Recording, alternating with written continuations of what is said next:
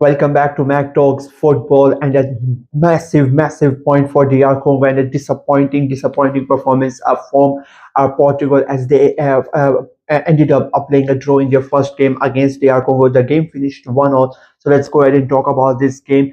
I'm quite surprised, if I'm being very honest with you. I really did not think that it was going to be a game like this, especially before the game, and the way the game started. You expected, Portugal to dominate that game, but it did not go to a plan for Portugal. I'm quite surprised. But Portugal were really poor. I think they only played good for the first 5 to 10 minutes, and the last 5 to 10 minutes between the 70 odd minutes, that they were pathetic. That there's no other way to describe it. They were really poor. They were slow in their build up. There was no urgency. There was no creativity. Their passing, it was in quite literally in disarray. And you just did not feel that something was coming from Portugal. As you say, they did not create. It was such a bland type of football. And the players that they had in that midfield, and people are going to talk about, of course, the main guy up front, but they scored. And the team that they have, especially the one that they played today. I mean, you had Bruno Fernandes, you had Vitinha, you had João Neves, you had Bernardo Silva, all of these type of players, and of course you had Cristiano Ronaldo up front as well. But I would say they did not create anything from that midfield. There was no service up front for Cristiano Ronaldo. I felt, I think the midfield in a way, failed him. And then when Cancelo came, I think that was a good substitute from Roberto Martinez. He brought him in the second half. He created a couple, 3 or 4 good chances for Ronaldo, but Ronaldo was not really able to convert them. They were poor chances, half-hearted chances. But you are Cristiano Ronaldo. You expect Ronaldo to score those goals, and he also did not score those goals. But I would still say he was really poor. I'm not gonna sit here and try to defend him. I think he was really bad in that game. But on a whole, I think the entirety of a Portugal team was really poor. I think I don't want to say that they were arrogant. I think they came in this game quite confident, maybe a bit overconfident as well. And the way that they started with João Neves scoring that beautiful header early on, inside 5 minutes, they took the lead 1-0. And it felt like the players thought it was going to be a walk in the park, and they took the they pulled the brakes on quite quickly after 5 to 10 minutes. It just felt like they felt it was quite going to be easy, and it felt they were just going with it, going with the flow. They're not really bothered by it. It felt like that, and you need to give a lot of credit to DR Congo and that entire of the tournament. They ran their socks off. They did not let Portugal, settle. Even when they conceded, you would have thought, playing against a big Portuguese side, as such big name players, and you would thought that conceding that first goal early on in the game, it would dent DR Congo in some way, and mentally they might not be able to get back to Portugal. But it did not happen. It didn't really matter to them. They kept on playing the way that they wanted to. They were physical. They were really fast. The way that they moved the ball, it was a completely different style of play from the both teams.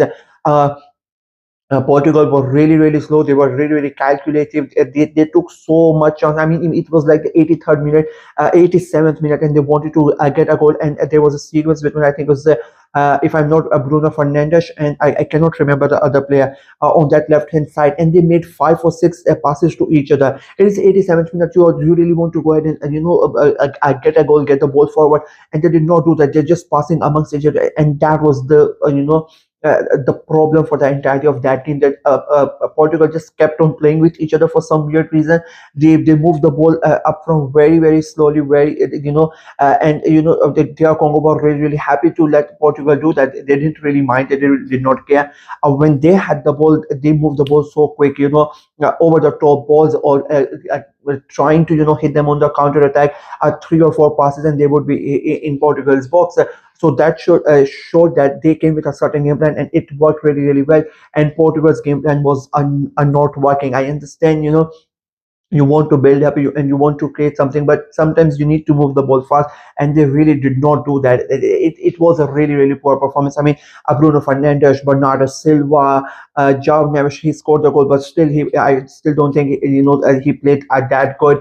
Cristiano Ronaldo, of course, I already said. I mean, all of the big so-called big players, they ghosted that game. They were really really poor. Nobody really stepped up when the team really needed the most. I think Bernardo Silva had Bruno Fernandes has one shot on goal, and that came, and that was also off target, and it was in 88th 89th minute. Before that, he was invisible. You could not tell me that Bruno Fernandes was playing. That's how bad he was.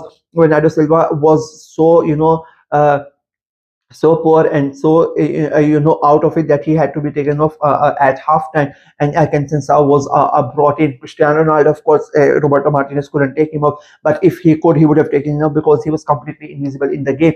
And again, I keep on saying, if you are playing in a certain way that you are going to put Cristiano Ronaldo as your striker, then you need to create for him. He is not going to be able to create for himself. They did not create anything, and I think a lot of people are going to poke fun at Ronaldo, and rightly so. He was really, really poor, but I still will say that they need to look at the entirety of condition. If Portugal were creating chances for him and he would not be finishing those chances, I would understand. But they barely created anything. I mean, it was a really, really poor and pathetic performance from Portugal, and that has basically opened the whole group up now.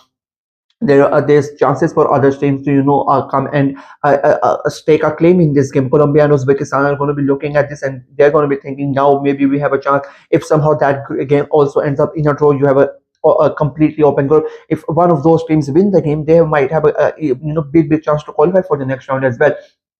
But for Congo, DR Congo, a great result. You have to give a lot of credit to as for all of their players. I mean, Johannes are showing why he is the main man.